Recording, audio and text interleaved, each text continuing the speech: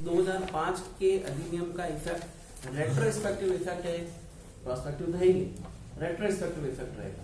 Retrospective effect मतलब एक ऐसी लिटिगेशन जो 2000 से पेंडिंग थी, 2005 में आ गया था, डोमेस्टिक वायलेंस एक्ट पारित हो गया, तो अब वही महिला जो कि लिटिगेशन 2000 में पेंडिंग थी, 2005 में भी इसमें दिए गए अधिकारों के लिए डिमांड या मांग कर सकती है। सेक्शन नंबर 3 में डेफिनेशन देखी थी, उस डेफिनेशन में थी डोमेस्टिक वायलेंस। उस वायलेंस को 4 अलग अलग तरह से परिभाषित किया। वो फिजिकल हो सकती है, वो मेंटल हो सकती है, वो सेक्सुअल और इमोशनल हो सकती है, और वो इकोनॉमिकल हो सकती है। इन 4 चीजों को रट के रखना। Domestic violence section number 3 chapter number 2 एकमात्र सेक्शन जिसमें कितने तरह के एब्यूज दे रखी है, 4 तरह के हरासमेंट दे रखे हैं, डोमेस्टिक वायलेंस दे रखे हैं। इसी तरह की हो सकती है। इमोशनल और सेक्सुअल हरासमेंट को थोड़ा याद करके रखे ना, वर्बल और इमोशनल, मौखिक और भावनात्मक। तो physical, mental, verbal and emotional और इकोनॉमिकल, ये मेंटल नहीं है, सेक्सुअली अच्छा मेंटल नहीं है, physical, sexual, verbal and emotional में मेंटल आ गई, और इकोनॉमिकल हरासमेंट है। हरासमेंट है, वायलेंस है, अब्यूज। ठीक है। किसको अधिकार दिए हुए? महिला कौन सी? 18 साल से छोटी, 18 साल से बड़ी?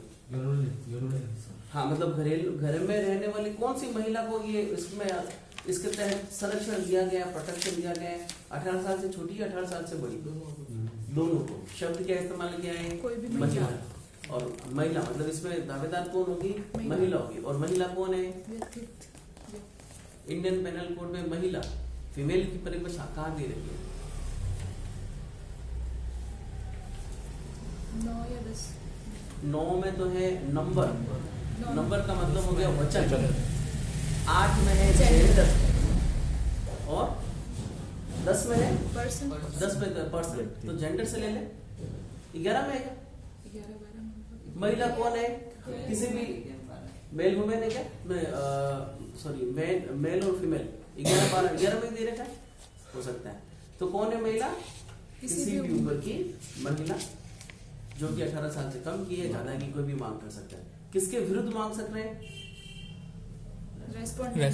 रेस्पोंडेंट। क्या इसको एक्यूज्ड का है इसमें? नहीं, रेस्पोंडेंट का है। सेम उसी तरह से कि जैसे जुवेनाइल जस्टिस बोर्ड में हमने एक ऐसा बच्चा जिससे विधि का उल्लंघन हो गया है, उसको हमने एक्यूज्ड सबसे कहीं परिभाषित नहीं किया। क्या कहा हमने उसको? CCL, child in conflict with law. और सेम उसी तरह से इसमें क्या कह रहे हैं हम इसको? रेस्पोंडेंट। रेस्पोंडेंट में कौन शामिल है? पति और पति के नातेदार, पुरुष है ना, पुरुष, पति या पति के नातेदार। एक शब्द और लिख रखा है इसने लिव इन में जो रह रहे हैं, लिव इन रिलेशन नहीं लिखा, शब्द इसने एकदम क्लियर नहीं किया बेटे। इसे ये क्या कह रहे हैं? एक ऐसा रिलेशन जो विवाह के रिलेशन के जैसा रिलेशन है। क्या लिख रखा है हिंदी में? Living relation. वापस इंग्लिश पढ़ो तो। female living in a relationship in the nature of a marriage. Live in a relationship as a nature of a marriage. एक ऐसे व्यवहार की तरह जिस तरह से कि विवाह का व्यवहार हो। तो विवाह के व्यवहार एक ना थोड़ी सी वास्ट डेफिनेशन है। लिव इन रिलेशन एक छोटा डेफिनेशन है। तो हर लिव इन रिलेशनशिप विवाह के तरीके के साथ में रहने में शामिल हो जाएंगे, है ना। यदि ये लिव इन रिलेशनशिप लिखता तो साफ शब्दों में लिव इन रिलेशनशिप को लिखता। इसने लिखा है ऐसे संबंध की तरह रहता है जैसे कि विवाह के संबंधों की तरह रहता है। बावजूद इसके कि भी मान लो साहब वो कैसा हम तो लिव इन रिलेशन में रहते नहीं, ऐसे ही रहते हैं। ऐसे कैसे है कि साहब समाज हमें ऐसा मानता है जैसे कि पति पत्नी के साथ चलो ये तो मैरिज की तरह के रिलेशन आ गए। तो वाइड डेफिनेशन को कवर करते हुए लिखा है इसने, नैरो डेफिनेशन को कवर नहीं किया। तो हर एक महिला जो कहाँ रह रही है? साझा गृहस्थी। क्या कह रहे हो? साझा गृहस्थी में रह रही है। कहाँ रह रही है? अब साझा गृहस्थी किसको कह रहे हैं अपन? शेयर्ड हाउस, जिसमें दो व्यक्ति एक साथ रह रहे हैं। और ये जो दो व्यक्ति हैं वो कौन कौन है? क्या केवल महिला पुरुष है या महिला महिला भी है? इसमें साझी गृहस्थी की डेफिनेशन, साझा गृहस्थी की डेफिनेशन होगी डोमेस्टिक, ये इसमें है टिप्पणी में। एक बात है ना, शेयर हाउस होल्ड नहीं, साझी गृहस्थी बोलते हैं। समझ अभी तो बड़ा रोड दे दो। शेयर हाउस होल्ड तो पता है। एस ध से धनुष, साझी गृहस्थी है। अच्छा ये देखो, अरे ये रहा। साझा गृहस्थी किसे कह रहे हैं साहब? कि साहब एक ही छत के नीचे रह रहे हैं या कभी रहे हो। कौन रहे हो? प्रत्यर्थी और नहीं, शब्द लिखा है दो व्यक्ति। क्या लिखा? जहाँ व्यक्ति रहता है या किसी घरेलू नातेदारी में या तो अकेले या प्रत्यर्थी के साथ किसी प्रक्रम पर रह चुका हो। प्रत्यर्थी के साथ लिखा है। एक बार बताओ वापस से। व्यक्ति नहीं लिखा। ऐसा व्यक्ति अभिप्रेत है, नहीं ऐसे गृहस्थी अभिप्रेत।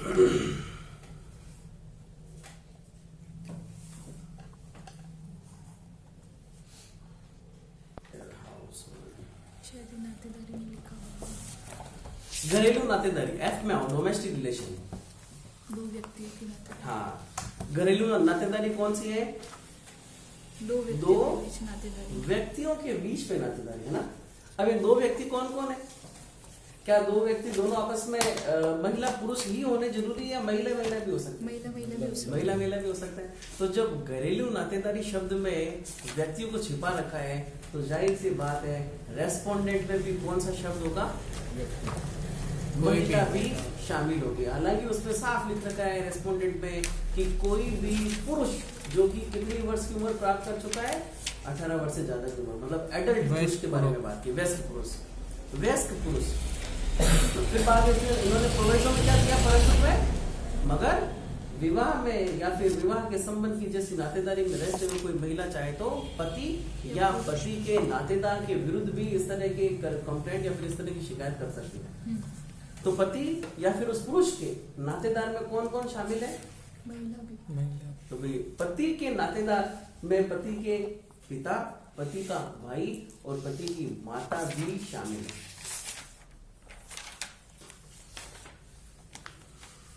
अच्छा, सवाल ये भी बनता है कि साहब घरेलू नातेदारी में क्या कोई सासू माँ अपने बेटे की बहू के विरुद्ध क्या ये इस तरह की कंपनसेशन या फिर इस तरह के अधिकार की मांग कर सकती है कि साहब मेरी बेटा तो खत्म हो गया, मान लो है ना, बेटे की बहू मेरे साथ रह रही है जो मेरे को डोमेस्टिक वायलेंस में डाल रही है, मेरा पैसा खर्च कर रही है या फिर ऐसा कर रही है, तो क्या महिला उस महिला के विरुद्ध इस तरह की कार्रवाई कर सकती है या नहीं कर सकती?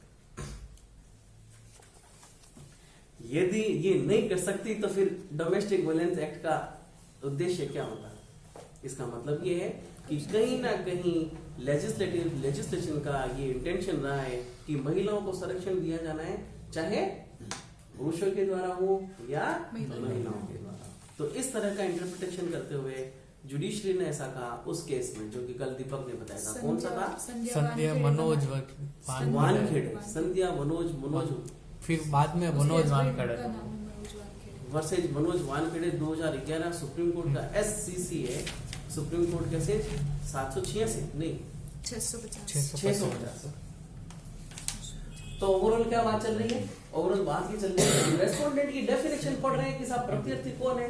प्रत्यर्थी मतलब क्या? पुरुष मेल है, मतलब एक अडल्ट मेल है। तो अडल्ट मेल के विरुद्ध ही महिला डिमांड करेगी या महिला के विरुद्ध भी डिमांड कर सकती है? महिला के विरुद्ध भी डिमांड कर सकती है। एक्चुअली इतना इंटरप्रिटेशन किए जाने का कारण क्या रहा? इतना इंटरप्रिटेशन का मतलब लिखे हुए शब्दों को न्यायपालिका के द्वारा समझना। भाई वहां पर तो स्पष्ट रूप से महिला शब्द लिखा हुआ ही नहीं है, तो फिर क्या होगा? हम लोग धीरे धीरे उस बात की गहराई पर जाएंगे, जुडिशरी उसको इंटरप्रेट करेगी। पहले किसी केस में ऐसा कहा होगा कि महिला इसमें शामिल नहीं है, फिर समय के साथ ऐसा कह दिया कि साहब महिला के विरुद्ध भी ऐसा किया जा सकता है। यदि विधान पालिका का ये उद्देश्य होता कि महिला के विरुद्ध इसको नहीं लेना है तो प्रोवाइजो में एक प्रोवाइजो और दे देते कि साहब मगर महिला नातेदार के विरुद्ध नहीं। जबकि वहां पर ऐसा शब्द महिला नातेदार के विरुद्ध नहीं वाली बात है। उसने क्या लिखा? केवल और केवल पुरुष नातेदार ने पति के नातेदार के विरुद्ध मांग करेगी। यदि उसमें महिला शामिल नहीं करना होता, उनका उद्देश्य होता, तो एक प्रोवाइजो और डाल दिया होता कि इस पुरुष के नातेदार में महिला नातेदार शामिल नहीं है।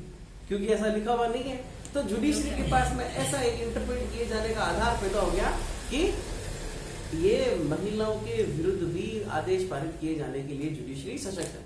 और वो इस तरह का इंटरप्रिटेशन क्यों कर रही है? क्योंकि जुडिशरी को पता है कि कहना judiciary can not make a law. क्या जुडिशरी लॉ बना सकती है? कौन बनाएगा? लेजिस्लेचर ही बनाएगी। जुडिशरी क्या करेगी? केवल उसको इंटरप्रेट करेगी, तो उसने अपने इंटरप्रिटेशन के हिसाब, यदि जुडिशरी के पास में पावर होती लॉ बनाने की तो वो अपने हिसाब से मेंशन कर देता उसमें कि साहब लॉ इसमें कि महिलाएं शामिल है या नहीं है। तो क्योंकि जुडिशरी लॉ नहीं बना सकती, इसलिए उनको अलग अलग केस लॉ में फिर अलग अलग बातों को या फिर दी गई डेफिनेशंस को कंपैरेटिवली स्टडी करके बताना पड़ेगा कि साहब इसमें महिला भी शामिल है या नहीं। तो हम कौन कौन सी डेफिनेशन को देखते हुए महिला को शामिल कर रहे हैं? एक तो हमने देखा एग्रीव्ड पर्सन कौन है, एक रेस्पोंडेंट कौन है, एक शेयर हाउस होल्ड क्या है और एक डोमेस्टिक रिलेशन क्या है। इन चारों चीजों को कंपेयर करके हम निकाल देंगे बाहर कि साहब डोमेस्टिक रिलेशन में दो व्यक्ति है और इन दो व्यक्तियों में कोई भी महिला महिला और महिला पुरुष भी हो सकता है। दूसरा सवाल, क्या डोमेस्टिक वायलेंस, सॉरी मैं इसका नाम डोमेस्टिक वायलेंस एक्ट नहीं है, याद रखना। डोमेस्टिक वायलेंस का मतलब तो घरेलू हिंसा अधिनियम, पर इस अधिनियम का नाम क्या है? घरेलू हिंसा से महिलाओं का संरक्षण अधिनियम, protection of women from domestic violence. तो फिर अपन इसको डीवी एक्ट के नाम से कह रहे हैं। ऐसा क्या डीवी एक्ट के तहत दिए गए अधिकार या दी गई डिमांड्स की मांग करने के लिए महिला को केवल और केवल विवाहित होना जरूरी है या अविवाहित महिला भी किसी पुरुष नातेदार के विरुद्ध इस तरह की मांग कर सकती है? अविवाहित भी कर सकती है। किस स्थिति में कौन कर सकती है? कोई भी कर सकती है सर, जिसके मतलब वो क्या बोलते हैं अधिकार। हाँ, मतलब या तो पत्नी कर सकती है और या फिर कौन कर सकती है? कोई महिला कर सकती है। मतलब उसका रिलेशन क्या क्या होगा? बहन कर सकती है, पुत्री कर सकती है, ननद कर सकती है, साली कर सकती है। कौन होनी चाहिए? महिला। कौन से रिलेशन में होनी चाहिए? या तो ब्लड रिलेशन में होनी चाहिए या मैरिज के रिलेशन में होने चाहिए या एडॉप्शन के रिलेशन में होनी चाहिए। हर एक कोई भी महिला जो पुरुष जो कि एडल्ट है, मतलब एडल्ट का मतलब है वयस्क पुरुष है, उसके विरुद्ध किसी भी तरह की मांग कर सकते हैं। ऐसा नहीं है कि साहब भाई बहन की लड़ाई होगी, बहन तो 21 साल की 17 साल का छोरा है, उसकी चॉकलेट खा के उसके पैसे चुरा के लेकर आ गया सामान, कर ले जो कुछ करना है, और महिला गई कि साहब भाई ने मेरे इस तरह की बात कर दी, तो क्या आप कर सकती है? नहीं कर सकते। और दूसरी बात, हर एक स्थिति में नहीं, जहां की इंटेंशन क्लियर है वही तरह की बात होगी। क्या पुत्री को माता पिता माउंटेन्स बाध्य कर रहे हैं किसी व्यक्ति विशेष से शादी करने के लिए? क्या पुत्री अपने माता पिता के विरुद्ध इसमें दिए गए आदेश के तहत किसी आदेश की मांग कर सकती है? बिल्कुल कर सकती है, यदि वास्तव में उसकी इच्छा के विरुद्ध बात की जा रही है तो। अच्छा, इस तरह की पुत्री क्या बात करेगी? मतलब कौन से अधिकार की बात करेगी? वो कहेगी सर मेरे को मेरे ही घर में सुसज्जित और सिक्योर रूप से रहने का आदेश दिया जाए, मुझे मेरा कमरा डिक्लेयर कर दो जिसमें मैं अपने अच्छी तरह से रह सकूं। या फिर ऐसा भी हो सकता है कि पिता मान लो कि साहब शराब के नशे में हो या माता पिता के बीच में अमूमन लड़ाई होती रहे हो और बच्ची या फिर लड़की बार बार समझा के परेशान होगी, तो फिर बाद में क्या करेगी? अंत में जाके कोर्ट में। और कोर्ट कौन सी है इसके अंदर? डोमेस्टिक वायलेंस एक्ट के तहत कौन से कोर्ट को एम्पावर्ड किया गया है इसकी कार्यवाही को सुनने के लिए? वो है फर्स्ट क्लास जुडिशियल मैजिस्ट्रेट। अच्छा, फर्स्ट क्लास जुडिशियल मैजिस्ट्रेट, जहां भी हम मैजिस्ट्रेट शब्द को इस्तेमाल करते हैं तो वो कौन सी कार्यवाही आएगी? क्रिमिनल। जबकि इसमें अधिकार इसमें किसकी बात है ज्यादातर? तो कंपनसेशन की बात है, क्षतिपूर्ति की बात है, कस्टडी की बात है, राइट्स की बात है, अधिकारों की बात है। तब फिर क्या एक क्रिमिनल कोर्ट के जो मजिस्ट्रेट साहब हैं, जिसको फर्स्ट क्लास जुडिशियल मजिस्ट्रेट कह रहे हैं, तो क्या इनके तहत दिए गए अधिकारों को सुनने के लिए सक्षम है? कि हाँ सक्षम है, क्योंकि ये जो एक्ट है वो क्वासी सिविल है या क्वासी क्रिमिनल कह सकते हैं। सेम ये उसी तरह की बात है जैसे कि सीआरपीसी के सेक्शन 125 में मेंटेनेंस के अधिकार की मांग है, पर सुनवाई कौन कर रहा है? First class judicial magistrate. ठीक है, तो ये कुछ इसकी चुनिंदा बातें थी, वो अपन लोगों की हो गई। अब हम लोग चल रहे हैं डेफिनेशन क्लोज में।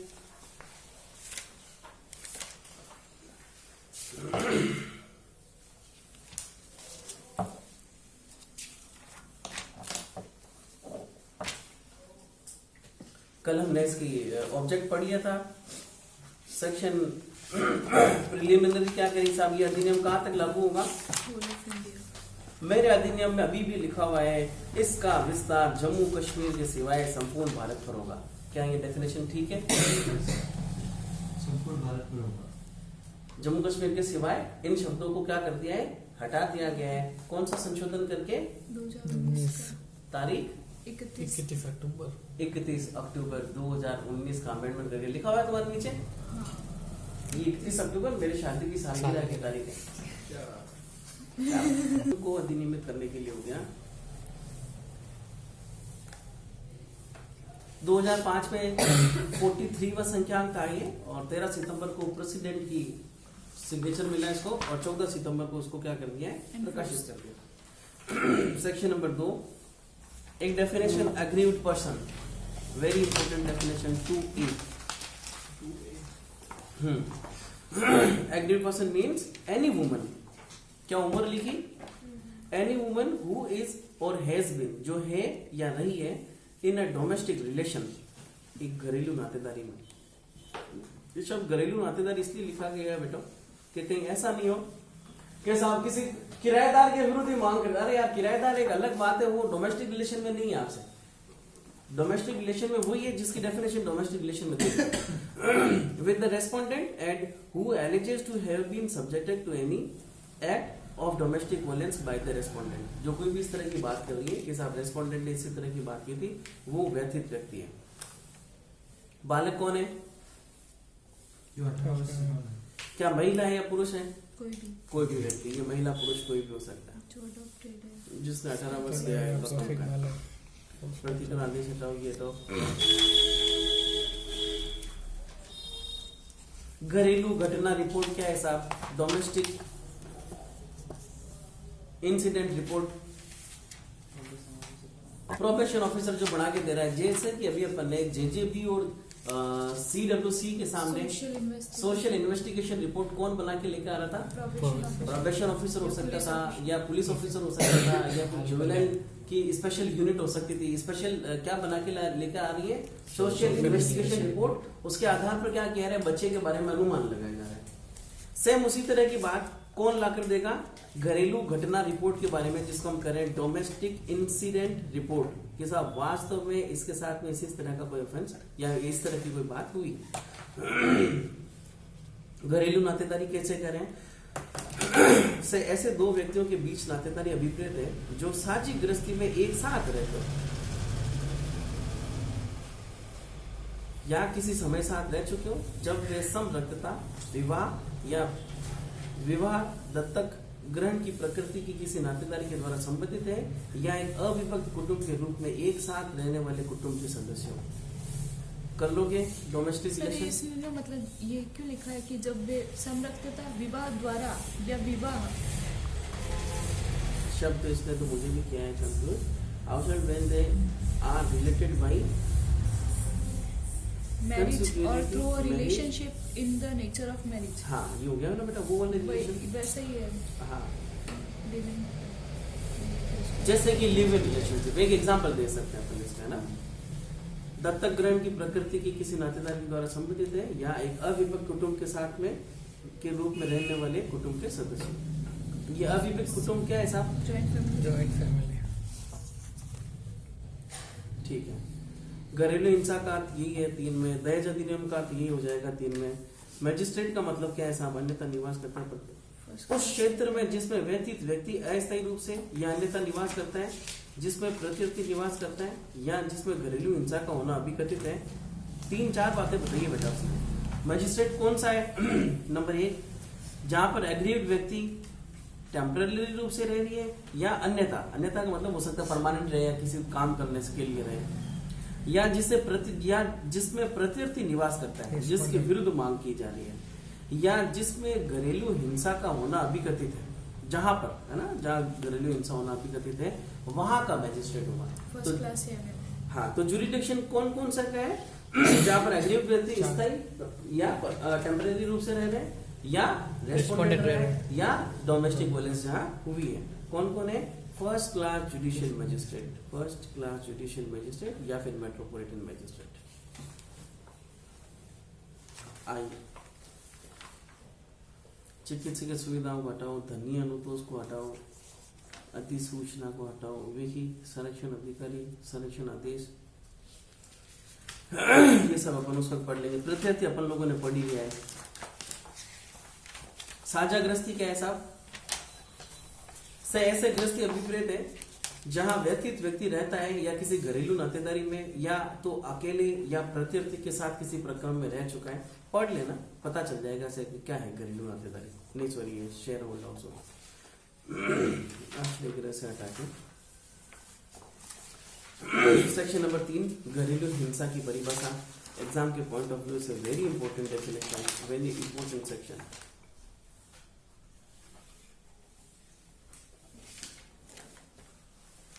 देखो, प्रत्यर्थी के द्वारा कोई कार्य, एनी एक्ट और कोई भी लॉ, एनी ओमिशन,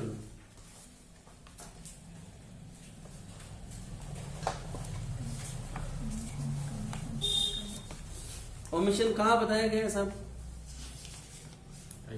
आईपीसी में कौन से सेक्शन में ओमिशन के बारे में बताएं?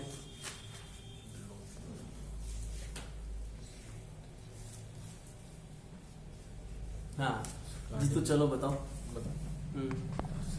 चलो, तो कार्य का मतलब हो गया एक्ट, या तो कोई कार्य करके, मतलब कि पिटाई करके, मार कुटाई करके, या फिर कार्य नहीं करके। नहीं करके का मतलब हो गया कि साहब उस आदमी की जिम्मेदारी थी ये काम करना और उसने ये काम नहीं किया। किसी कार्य को करना आचरण घरेलू हिंसा घटित करने का हो सकता है। क्या कर रहा है साहब? व्यथित व्यक्ति के स्वास्थ्य, सुरक्षा, जीवन की, चाहे उसकी मानसिक या शारीरिक भलाई की अपहानि करता है। मेंटल या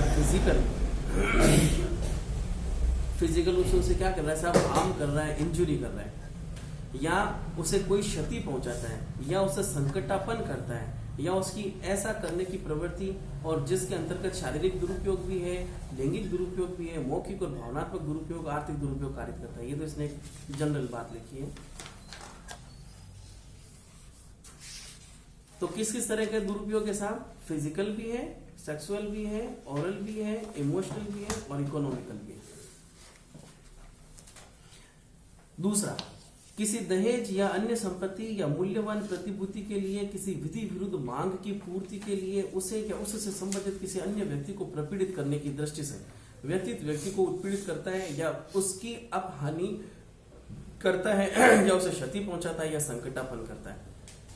उत्पीड़न करना, अपहानि करना, क्षति पहुंचाना और संकटापन करना। संकटापन करने का क्या मतलब होता है साहब? संकट में डाल देना। Harasses, harms, injury and endanger. 4 बातें लिखी हुई इंग्लिश में।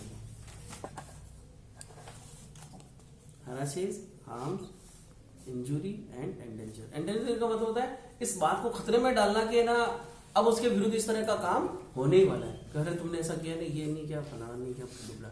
और किस किस को प्रताड़ित किया जा रहा है? संबंधित को प्रपीड़ित करने की दृष्टि से व्यतीत करना। कैसा?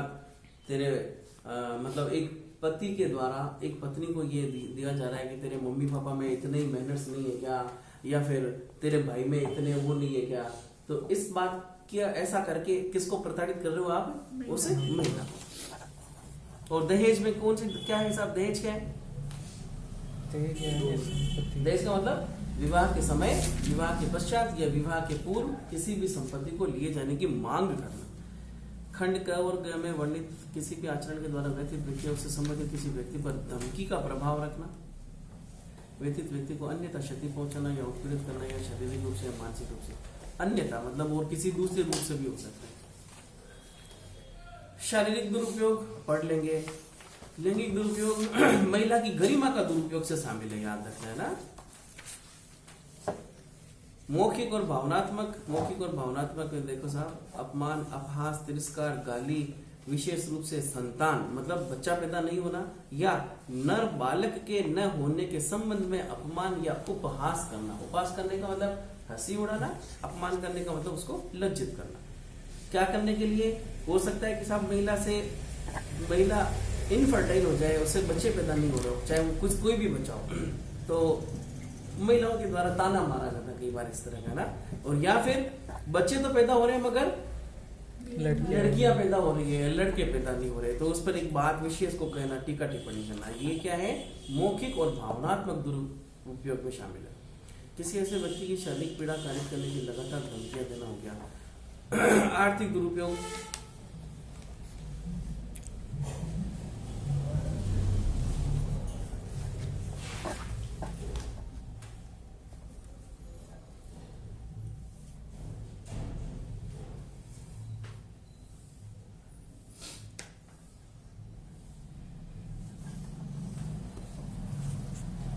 एक तो अपन पॉइंट नंबर बी पढ़ रहे हैं, क्या कह रहे हैं, गृहस्थी की चीज बस्ती का व्यय, घर चलाने के लिए ऐसी कोई भी सामान या फिर ऐसा कोई भी जरूरत की चीजों का खर्चा, आस्तियों की चाहे वे जंगम हो या स्थावर हो, मूल्यवान वस्तुएं, शेयर, प्रतिभूतियां, बंध पत्र या फिर इनके सदृश कोई अन्य संपत्तियां जिसमें व्यक्ति का कोई हित रखता है, जिसमें किसका इंटरेस्ट है, एग्रीवेट पर्सन का, या घरेलू नातेदारी के आधार पर उसके प्रयोग के लिए हकदार है, या उसे व्यक्ति या उसके संतानों के द्वारा युक्तियुक्त रूप से अपेक्षा की जा सकती है कि या उसके स्त्री धन या व्यक्ति द्वारा संयुक्त रूप से अपृथक धारित किसी अन्य संपत्ति का कोई अन्य संक्रमण करता है। ये अन्य संक्रमण क्या है साहब? बेच देता है, गिरवी रख देता है, एक ऐसा सामान जिसका जिस संपत्ति पर इंटरेस्ट जिसका है, महिला का है, और उसके सहमति के या सहमति के बिना क्या कर रहा है, उसको बेच दे रहा है, गिरवी रखना, ऐसा करना। प्रॉपर्टी कौन कौन सी हो सकती है? क्या उसकी पृथक संपत्ति होना जरूरी है या संयुक्त प्रॉपर्टी भी हो सकती है? तो जवाब है संयुक्त प्रॉपर्टी भी है। एक तो ये हो गया बी, क्या कह रहा है कि उसकी वस्तुओं को उसके हस्तक्षेप के बिना, उसके इच्छाओं के बिना आपने हस्तक्षेप कर लिया। या फिर सी नंबर पॉइंट ये कह रहा है कि ऐसी जरूरी चीजों की उसे जरूरत तो थी पर आपने क्या कर दिया, उस पर प्रतिषेध या निर्बंधन लगा दिया। तो ये भी क्या है, इकोनॉमिकल हरासमेंट में है, इकोनॉमिकल एब्यूज में आ रहा है।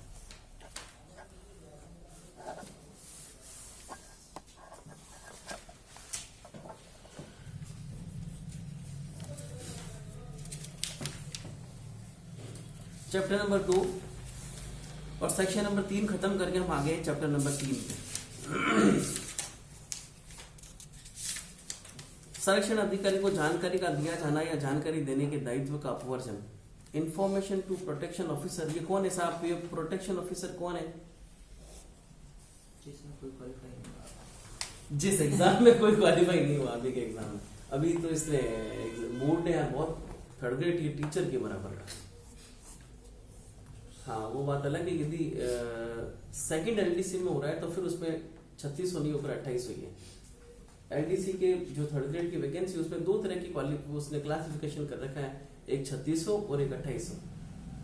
तो ये जो एलडीसी थे, जो भी पटवारी वगैरह वाले जो एलडीसी थे, ये सब का सब आपको पता है, अपने अधिकारों की मांग उठा रहे थे कि सर भर्ती एक ही है, नियम एक भी है, एग्जाम भी एक भी है, पर पेमेंट दिए जाने में हमारे साथ डिस्क्रिमिनेशन कैसे हो रहा है? हमको 2800 पर रख रहे हो और उनको 3600 पर कैसे रख रहे हो? तो 3600 पे ग्रेड वाला ठीक है, अच्छा है। यदि कोई बच्चा तैयारी करना चाहे, मतलब महीने के 3600 रुपये मिलते हैं लो 18 या 19,000 तो प्रोबेशन में, और करीब 28 या 30,000 29,000 रुपए के आसपास लगने के बाद में, 2 साल के प्रोबेशन के बाद। ये पे ग्रेड होता है कि साहब पे ग्रेड क्या 3600। संरक्षण अधिकारी कौन है साहब? गवर्नमेंट के द्वारा अपॉइंट किया जा रहा है, एक ऐसा आदमी जो समाज, पुलिस और मैजिस्ट्रेट के बीच में काम करता है। उसको किसी भी आदमी की इंफॉर्मेशन मिलती है ना कि साहब किसी महिला के साथ ऐसा हो रहा है, या तो वो खुद से ही इंफॉर्मेशन ले सकता है, या कोई आदमी आकर उसको इन्फॉर्म करता है, तो ये प्रोटेक्शन ऑफिसर के पास, या तो प्रोटेक्शन ऑफिसर मजिस्ट्रेट साहब के आदेश से पुलिस थाने में जाके रिपोर्ट दर्ज करवाएगा, या फिर कोई कंप्लेंट आई है उसको सीधे इंट्रोड्यूस करवाएगा। और अभी एक रिपोर्ट बनाई थी ना अभी पहले, कौन सी रिपोर्ट थी? Domestic incident report. वो भी कौन बना रहा है? यही प्रोटेक्शन ऑफिसर बना रहा है। कोई व्यक्ति जिसके पास में विश्वास करने का कारण है कि घरेलू हिंसा का कोई कार्य हो चुका है या हो रहा है या किए जाने की संभावना है या नहीं, तो वह संबंध संरक्षण अधिकारी को इसके बारे में जानकारी दे सकेगा। उपधारा के प्रयोजन के लिए किसी व्यक्ति के द्वारा स्वाभाविक रूप से दी गई जानकारी के लिए सिविल या दंडिक कोई भी दायित्व उपगत नहीं होगा। सबसे फर्स्ट इंसिडेंट पे यदि हमें लगता है अच्छा, किसी भी सीसीएल को हमने पकड़ के किसको सपोर्ट किया था सबसे पहले? नहीं, किसी भी पुलिस अधिकारी को या स्पेशल जोन है, किसी को भी पकड़ के किया। अब ये जब बोर्ड के सामने प्रोड्यूस कर रहे हैं तो फिर वो किसको डायरेक्शन इंफॉर्मेशन दे रहे हैं कि वो आप एक ये वाली सूचना रिपोर्ट बना के पेश करो। हाँ, प्रोबेशन ऑफिसर को सोशल इन्वेस्टिगेशन रिपोर्ट बोर्ड के सामने प्रोड्यूस करनी है दो अलग अलग स्थिति में, जब एक तो पुलिस खुद उसको पेश करने वाली है, तो फिर प्रोटेक्शन ये जो प्रोटेक्शन ऑफिसर होगा वो कितने दिन में वो बनाकर देगा? 15 दिन या 2 सप्ताह, 2 अलग अलग जगह पे अलग अलग। यहाँ पर 15 दिन है। और यदि बोर्ड ने उसको जमानत पर छोड़ दिया है तब फिर अब उसको प्रोटेक्शन ऑफिसर को कौन आदेश देगा सोशल इन्वेस्टिगेशन रिपोर्ट बनाने की? बोर्ड खुद ही देगी। कहाँ लिखी थी बात? सेक्शन नंबर 12 में 13 की इंफॉर्मेशन दिए जाने के 13 के 2 में लिखा है कि यदि बोर्ड ने जमानत पर छोड़ दिया तो बोर्ड को इंफॉर्मेशन आया यार। हाँ, तो उसमें भी अपन इंफॉर्मेशन प्रोटेक्शन ऑफिसर को दे रहे हैं, इसमें भी हम इंफॉर्मेशन किसको दे रहे हैं? प्रोटेक्शन ऑफिसर को। कि साहब 3 तरह की बात है, या तो सर वो मेरे पड़ोस में रहती है, उसके साथ में डोमेस्टिक वायलेंस हो रही है, या उसका पति सर रात को भी दारू पी के आया था, आज भी दारू पी कर आया है, मेरे को लगता है आज फिर उसके साथ में मतलब संभावना है, या फिर उसके साथ में हो चुकी है, ऐसी जानकारी या तो कोई भी आदमी प्रोटेक्शन ऑफिसर को देगा या महिला स्वयं जाके प्रोटेक्शन ऑफिसर को इस तरह की संभावना के बारे में बात बता सकती है। और यदि ऐसी कोई बात मान लो गुड फेथ में बताई गई है और प्रोटेक्शन ऑफिसर ने जाकर बात की, ऐसे पता चला कि इस तरह की कोई भी बात है नहीं है, तो गुड फेथ में बताएगी। हर बात को क्या दे रखा है लॉ का? प्रोटेक्शन के साथ सद्भावना पूर्वक की गई कार्रवाई के विरुद्ध किसी भी तरह का आपराधिक या सिविल दंडिक दायित्व उपगत नहीं होगा। नेक्स्ट सेक्शन आगे सेक्शन नंबर 5 जो बताता है, अच्छा वैसे कि इंपॉर्टेंट नहीं है, याद रखना, हम बस केवल प्रोसीजर को पढ़ने के लिए सेक्शन नंबर 4, 5, 6, 7, 8, 9, 10, 11 तक पढ़ेंगे। इंपॉर्टेंट प्रोविजन सेक्शन नंबर 12 से शुरू होगा। पुलिस अधिकारी, सेवा प्रदाता और मजिस्ट्रेट। ये सेवा प्रदाता कौन है भाई? सर्विस। इंग्लिश में जिसको हमने लिखा है सर्विस प्रोवाइडर। कौन है सर्विस प्रोवाइडर? कौन होता है? कोई भी एनजीओ हो सकता है, सरकारी संस्था भी हो सकती है, नॉन गवर्नमेंट ऑर्गेनाइजेशन भी हो सकता है, जिसने किसमें स्टेट गवर्नमेंट से रजिस्ट्रेशन करवा रखा है, और वो कौन सी सेवा प्रदान करवा रही है? किसी महिला जिसके विरुद्ध घरेलू हिंसा हुई है उसको रख रखाव का, उसके साथ बात हुई तो उसको मेडिकल चिकित्सक प्रोवाइड अवेलेबल करवाना। सेम उसी तरह की बात जैसे कि हम लोगों ने जेजेबी में की थी या फिर CWC से की थी। बच्चा है जिसको इसी तरह की बात है तो उसको हमने कहा भेजा था? स्पेशल होम से भेजा था। ऑब्जर्वेटरी होम में इसको हम भेजते हैं हम इसको जब तक ऑब्जर्वेशन आता है, ठीक है। कोई पुलिस अधिकारी, संरक्षण अधिकारी, सेवा प्रदाता या मजिस्ट्रेट जिसे घरेलू हिंसा की कोई शिकायत प्राप्त हुई है या जो घरेलू हिंसा की घटना के स्थान पर अन्यथा उपस्थित है, या जब घरेलू हिंसा की किसी घटना की रिपोर्ट उसको दी जाती है तो वह व्यक्ति को 4 आदमी है उनको या तो पता चला है या ऐसी रिपोर्ट आई है तो वो क्या कर रहे हैं? इस अधिनियम के अधीन किसी संरक्षण आदेश, दंडनीय राहत के लिए किसी आदेश, किसी अभिरक्षा आदेश, किसी निवास आदेश, अच्छा ये सब के सब आदेश है जो अभी अपन इसमें पढ़ेंगे, प्रतिकर आदेश, एक आदेश से अधिक के किसी भी अनुतोष के अभिप्राप्त करने के लिए आवेदन करने के लिए उसके अधिकार की, सेवा प्रदाता की सेवा उपलब्धता की, संरक्षण अधिकारियों की सेवाओं की, विधिक सेवा प्राधिकरण अधिनियम 1987 में फ्री लीगल सर्विस एड की, जहाँ कभी भी सुसंगत हो तो 498A की कहीं ऐसा तो नहीं है कि उसके साथ में क्रूरता हो रही है। किसी परिवार के फाइल करने के उसके अधिकार की जानकारी देगा। जिस किसी को इस तरह की सूचना हो रही है इन चारों आदमी को, तो ये चारों आदमी ऐसा नहीं करेंगे कि साहब लाओ तुमको सीधा उसको बुलाते हैं जेल में डाल देते हैं। क्या किया जाएगा? महिला को इन्फॉर्म किया जा रहा है कि आपके पास में यही अधिकार है, आप इन अधिकार के तहत आप ये मांग कर सकते हैं। तो कर्तव्य है ये पुलिस अधिकारी, सेवा प्रदाता और मजिस्ट्रेट की ये ड्यूटी है कि साहब आप चाहें तो आप ऐसा काम कर सकते हैं। ये कौन बता रहा है? ये आदमी बता रहा है महिला को। परंतु इस अधिनियम के किसी भी बात की, किसी रीति का यह अर्थ नहीं लगाया जाएगा कि किसी पुलिस अधिकारी को किसी संज्ञेय अपराध के किए जाने के बारे में जानकारी प्राप्त होने पर विधि के अनुसार कार्यवाही करने के लिए अपने कर्तव्य से अवमुख व्यक्ति हो। कॉग्निजेबल ऑफेंस की जैसे ही किसी को इन्फॉर्मेशन मिली तो कॉग्निजेबल ऑफेंस में पुलिस अधिकारी ऐसा नहीं कहेगा कि साहब आपके अधिकार है, साहब आप हमारे से मांग कर सकते हो। ये कॉग्निजेबल ऑफेंस किसे कहते हैं Hrithik? What do you mean by cognizable offence? Lokendra, cognizable offence संज्ञेय अपराध किसे कह रहे हैं? सेक्शन नंबर 5 ने इस बात को कहते हुए प्रोविजन में यह बात लिखी है कि साहब यदि पुलिस अधिकारी, if a police officer be informed by the statement that a cognizable offence has been committed, police officer इसको इंट्रोड्यूस नहीं करवाएगा कि साहब आओ हमारे पास ये सारी स्टेप नहीं। पुलिस ऑफिसर अपने सीआरपीसी के प्रोविजन के अकॉर्डिंग उन सभी तरह के काम को करेगा। सेक्शन नंबर 6, आश्रय गृहों का कर्तव्य, ड्यूटीज ऑफ शेल्टर होम्स। नाम से क्या पता चल रहा है, शेल्टर होम कौन है भाई? जो इस तरह की किसी भी महिला को प्रताड़ित किया जा रहा है या जिसके विरुद्ध डोमेस्टिक वायलेंस हुआ है, वो कौन हो सकता है? महिला है। महिला में कौन कौन शामिल है? बेटी, बहन, माता, पत्नी, सासू, कोई भी हो सकती है, किसी भी उम्र की कोई भी महिला। किसी भी उम्र की कोई भी महिला। उनको क्या करना है? रखना है सामने। कोई व्यथित व्यक्ति, शब्द आया है व्यथित व्यक्ति, इसका मतलब क्या है? कोई महिला, जिसकी डेफिनेशन हमने कहां पढ़ी फिर दोस्त? Aggrieved person, section given in, अभी भी पढ़ा। सेक्शन 2 का कौन सा पार्ट था वो?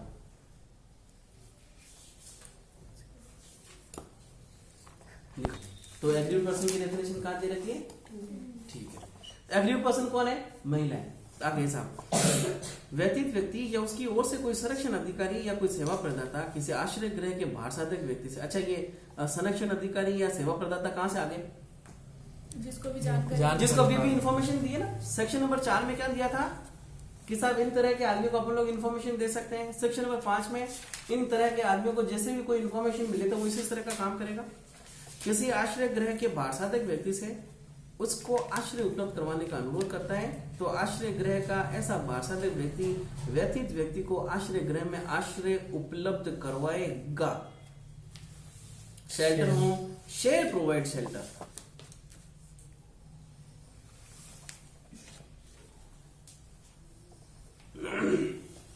ये किसकी ड्यूटी डाल दी उसने? शेल्टर होम्स की। नेक्स्ट, अब किसकी ड्यूटी है? चिकित्सा सुविधा। कौन इन्फॉर्म करेगा? ये किसके बारे में? महिला। व्यथित व्यक्ति के बारे में, महिला के बारे में। यदि कोई व्यथित व्यक्ति या उसकी ओर से कोई भी संरक्षण अधिकारी, सेवा प्रदाता, चिकित्सा सुविधा के बाहर साधक अधिकारी, क्या कहना चाह रहे हैं? चिकित्सा सुविधा के बाहर साधक अधिकारी का मतलब किसी भी हॉस्पिटल के या फिर जो मेडिकल वो है, अपन किसी भी बात क्लिनिक की बात कर लें, उसका बाहर साधक अधिकारी से चिकित्सा सहायता उपलब्ध करवाने का अनुरोध करता है, तो चिकित्सा सुविधा को ऐसा बाहर साधक व्यक्ति व्यथित व्यक्ति को चिकित्सा सुविधा की सहायता उपलब्ध कराएगा।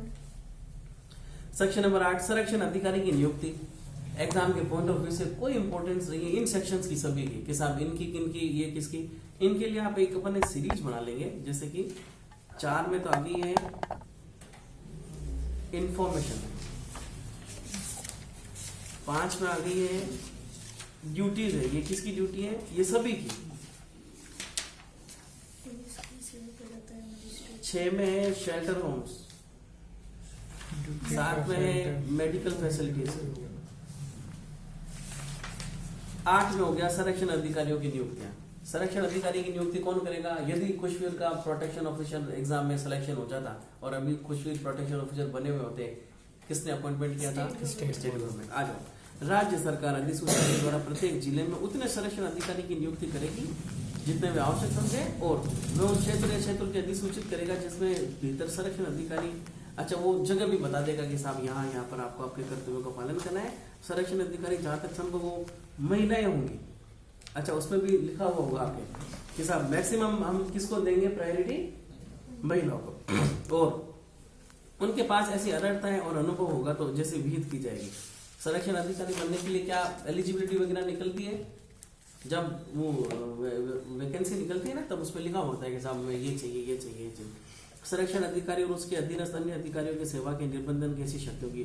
कोई इंपॉर्टेंस नहीं है, बस केवल याद रखें कि प्रोटेक्शन ऑफिसर का अपॉइंटमेंट कैसे किया जा रहा है? स्टेट गवर्नमेंट के द्वारा। सेक्शन नंबर 9, प्रोटेक्शन ऑफिसर्स के कर्तव्य और कृत्य क्या होंगे? ये थोड़ा सा अच्छा क्वेश्चन है। किसकी है? Protection officer. 8 में तो लिखा प्रोटेक्शन ऑफिसर का अपॉइंटमेंट, और 9 में लिखा प्रोटेक्शन ऑफिसर की ड्यूटीज।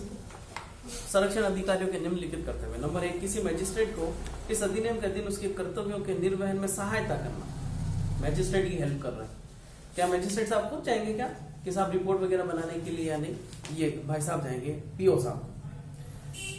प्रोटेक्शन ऑफिसर अलग बात है और प्रोविजन ऑफिसर, प्रोबेशन ऑफिसर एक अलग बात है। प्रोबेशन ऑफिसर कौन है? परिवीक्षण। जो अपन सोशल इन्वेस्टिगेशन रिपोर्ट बना रहे थे ना, वो कौन बना रहा था?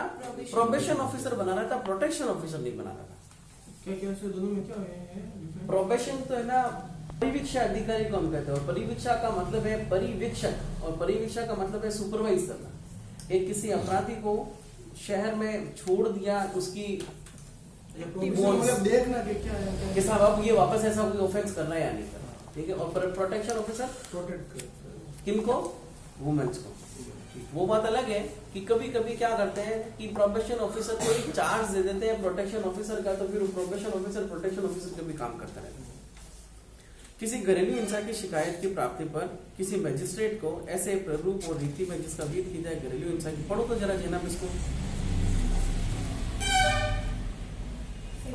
हाँ, घरेलू हिंसा की रिपोर्ट घरेलू हिंसा के परिवार की प्राप्ति पर ऐसे प्रारूप में और ऐसी रीति से मजिस्ट्रेट को करे जो विहित की जाए, और उसकी प्रक्रिया ऐसे पुलिस थाने जिसकी अधिकारिता की स्थानीय सीमाओं के भीतर घरेलू हिंसा का किया जाना अभिकथित है के पार्षद पुलिस अधिकारी और उस व्यक्ति के सेवा प्रदाता को अग्रेषित करे। क्या कहा इसने? क्या बनाएगा ये? घरेलू हिंसा रिपोर्ट, डोमेस्टिक इंसिडेंट रिपोर्ट हो गई। और किस किस को बताएगा? पुलिस थाने के पार्षद अधिकारी को जहां पर हिंसा हुई है, पुलिस अधिकारी को हो गया, और सेवा प्रदाता को भी क्या दे रहा है? इसकी प्रतियां अवेलेबल करवा रहा है कि साहब ये महिला देखो कि साहब महिला का आचरण ना शुरू से ऐसा रहा कि साहब ये ना एग्रेसिव नेचर की रही है, ऐसा नहीं हो आप है ना किसी दूसरी ऐसी भूली महिला के साथ में इसका साथ में शेल्टर दे दो कि जो इसको चोट पहुंचा दे या फिर ऐसा पहुंचा दे, ठीक है। तो ये रिपोर्ट होगी महिला के बारे में। नेक्स्ट, ऐसे प्रारूप में और ऐसी रीति से संरक्षण आदेश जारी किए जाने के लिए अनुरोध का दावा करते हुए मजिस्ट्रेट को आवेदन करे जो विहित की जाए यदि व्यक्ति ऐसी वांछा करे। अच्छा आपकी लैंग्वेज और हमारी लैंग्वेज कुछ अलग है ना, ठीक है। क्या कह रहे हैं ये? जब सेक्शन नंबर 5 पे हम लोगों ने ड्यूटीज बताई है प्रोटेक्शन ऑफिसर ने इस महिला को कि साहब आप ये ड्यूटी आप ये मांग कर सकती हो, और महिला की मांग कर रही है, तो फिर उस मांग को इंट्रोड्यूस किसको करवा रहा है? वो मजिस्ट्रेट साहब को संरक्षण आदेश जारी करने के लिए। ये जो संरक्षण आदेश है ना, इस संरक्षण आदेश का हवाला दे रखा है सेक्शन नंबर 18। ये वही संरक्षण आदेश है जो इस डोमेस्टिक वायलेंस एक्ट को एक क्रिमिनल कार्रवाई के रूप में बना रहा है, क्योंकि डोमेस्टिक वायलेंस का आदेश दिए जाने के बाद में भी यदि कोई पुरुष का मतलब हो गया रेस्पोंडेंट, यदि कोई रेस्पोंडेंट उसी तरह का काम कर रहा है तो उसको सेक्शन नंबर 31 में दंडित किया जा सकता है, जिसकी सजा है 1 साल तक की और 20,000 रुपए तक का जुर्माना। सेक्शन नंबर यही संरक्षण आदेश। तो क्या कहा कि साहब जैसे इसके पास में आती है तो संरक्षण अधिकारी उसको बताता है, और वो सामने वाली महिला बात करती है कि साहब हाँ साहब मेरे को तो आप ऐसा आदेश करवा दो ठीक रहेगा, या अदरवाइज वो मेरे साथ में पिटाई कर सकते हैं, मार कुटाई हो सकती है, तो आवेदन करेगा। किसको करेगा? मजिस्ट्रेट को। नेक्स्ट पढ़ो। यह सुनिश्चित करे कि व्यक्ति को छोड़ दो इसको, अभी भी अपन ने पढ़ा कि साहब यदि महिला उन पैरामीटर्स को कवर कर रही है जो लीगल सर्विसेज अथॉरिटी के सेक्शन नंबर 22 में नहीं, सेक्शन नंबर 22 में लोक अदालत है, तो कौन से सेक्शन में इस बात को बता रखा है कि ये लोग होंगे जो फ्री लीगल सर्विसेज अथॉरिटी के हकदार होंगे? शायद 18 या 17 के आसपास बताया हुआ है, ये भी 17-18 भी कंफर्म नहीं, उसमें एक सीरीज दे रखी है कि ये लोग हैं जो फ्री लीगल सर्विसेज अथॉरिटी के हकदार होंगे, उसकी बात करके उनको क्या कर देगा? मुफ्त में उपलब्ध करवाएगा। नेक्स्ट, मजिस्ट्रेट की अधिकारिता के भीतर स्थान क्षेत्र में विधिक सहायता सलाह देने वाले सभी सेवा प्रदाता आश्रय गृहों और चिकित्सा सुविधाओं की सूची संधारित करें। जैसे ही कोई इंफॉर्मेशन आती है तो फिर मजिस्ट्रेट साहब को ये भी तो पता चलना चाहिए ना कि साहब हमारे यहाँ पर सर्विस प्रोवाइडर कौन कौन है, या फिर शेल्टर होम कौन कौन से हैं, उन सब की लिस्ट किसके पास में रहेगी? मौजूद प्रोटेक्शन ऑफिसर के पास में। आगे, यदि व्यक्ति ऐसी अपेक्षा करे तो सुरक्षित आश्रय गृह उपलब्ध कराएं और व्यक्ति को आश्रय गृह किसकी ड्यूटी पड़ रहे हैं अपन? Protection officer. महिला ने कहा कि साहब नहीं मेरे को घर नहीं जाना है, मेरे को तो ना डर लग रहा है, ये लग रहा है, और तो फिर उस महिला को वो क्या प्रोटेक्शन ऑफिसर अपने घर ले जाएगा? कहाँ करेगा? शेल्टर होम में लगेगा कि साहब चलो ठीक है आपकी व्यवस्था हम यहाँ करवा देते हैं। अपनी रिपोर्ट की एक प्रति पुलिस थाने को और उस क्षेत्र में जहाँ की आश्रय गृह अवस्थित है अधिकारिता रखने वाले मजिस्ट्रेट को अग्रसित करता है। ये ड्यूटीज है किसकी? प्रोटेक्शन ऑफिसर की। नेक्स्ट, यदि व्यक्ति के साथ में शारीरिक क्षतियां हुई है तो उसकी भी एक रिपोर्ट चिकित्सा रिपोर्ट बना देगा, अग्रसित करेगा। और सेक्शन नंबर 20 के अनुसार उसके आदेश की दंड प्रक्रिया संहिता में विविध प्रक्रिया के अनुसार पालन को निष्पादन करवाएगा। ये अलग बात है, जब 20 सेक्शन नंबर 20 का आदेश पालित कर देगा। ऐसे अन्य कर्तव्यों का जो विहित की जाए, उसके अलावा भी अन्य कर्तव्य हो सकते हैं उसके, और संरक्षण अधिकारी मजिस्ट्रेट के नियंत्रण और पर्यवेक्षण के अधीन होगा। और वह अधीन, अच्छा किसके नियंत्रण और पर्यवेक्षण के अधीन होगा? वो protection officer shall maintain the control of supervisor of the magistrate, उसके अधीन मजिस्ट्रेट और सरकार के द्वारा उस पर अधिरोपित कर्तव्यों का पालन करेगा। सेक्शन नंबर 10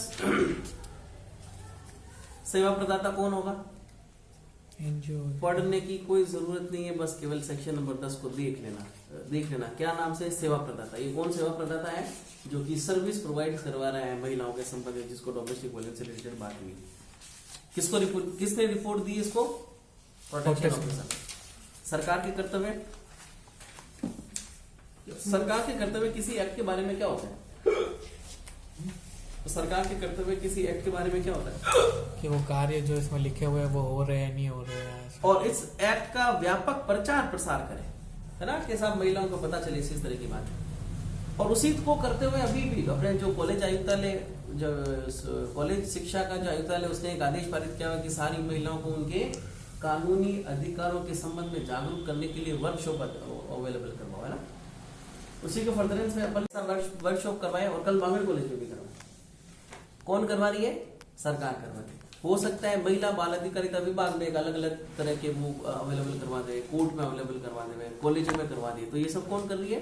सरकार। ये सरकार का कर्तव्य है कि वो इसी तरह की बात करे। सेक्शन नंबर 11 खत्म हो गया। टाइम क्या हुआ है?